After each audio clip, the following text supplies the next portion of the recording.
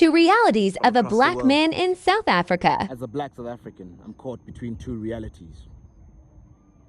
The first one is to acknowledge that this negotiated democracy that they included us in means that I, as a black South African, have never experienced a government that puts us first. We're not independent.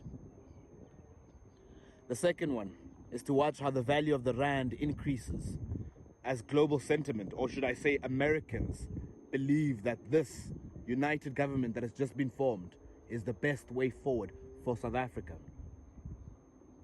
I look forward to the days when the price of food is low, when the petrol tank is filled up with less money taken out of your pockets. But what I look forward to even more is the day we break the pillars that came with this negotiated democracy. When we stop designing our townships or even expanding them by addressing the land issue. When we start providing the highest levels of education that we find in suburban areas to the children in our townships. When we start paying our public servants, teachers, nurses, enough for them to first of all do their goddamn jobs, and two, to look away from the corruption that happens in our country. I understand that South Africa is best functional or best profitable while there's so much chaos. But unfortunately, as a black South African, it means that I must accept that we live in the world's highest levels of inequality.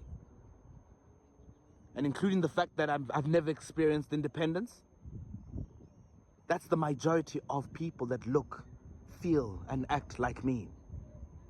That's the majority of people who look for prosperity for their children.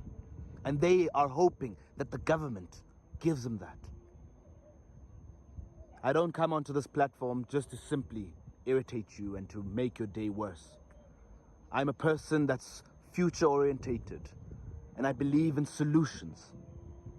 I just don't know enough influential people to sit them around the boardroom and say, guys, there is a solution to this matter. Because unless we break those pillars and start improving the lives of every South African, all we're simply going to be doing is trying to compete, and we're going to use money as a tool. There are things that are more important than just money. Money indeed makes it easier for you to obtain those from across the world.